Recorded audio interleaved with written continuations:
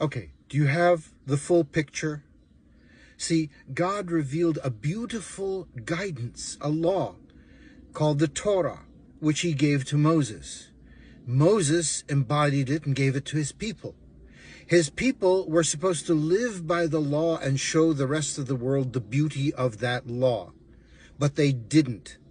They rebelled, they rejected, they kept it to themselves, and then after the Babylonian captivity, they developed the incorrect notion that somehow they were supposed to be dominant over the rest of humanity because they're special. They were in misguidance.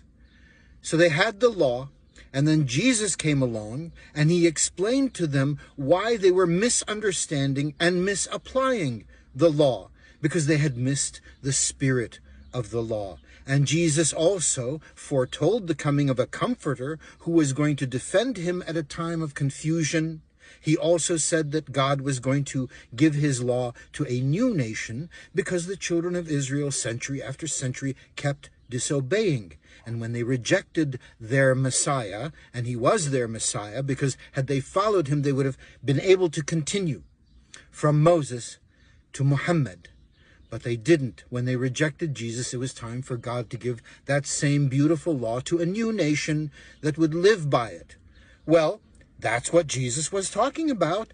He was saying the same things that Moses said. There's only one God. He is a spirit. You can't see him. You have to obey him. And that is how you receive salvation. But then Paul comes along. The false prophet, Paul, comes along, disagrees with the disciples. They punished him twice until he escaped into Arabia for 3 years and then came back teaching the same faulty doctrine.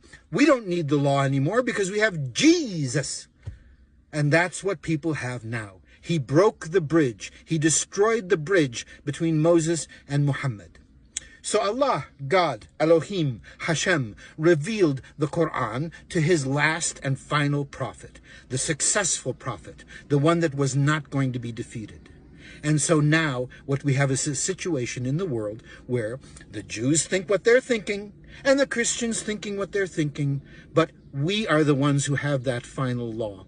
And when Jesus returns, it is going to be to straighten the people out and establish that final law. When he tells the people, "Be gone from me, I did not know you," those who said, "Didn't we do this and that in your name, Lord?" It's because they missed the whole boat.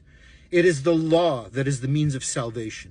And this conflict that is going to occur now between Israel and the Muslim world is going to result in the establishment of God's final law.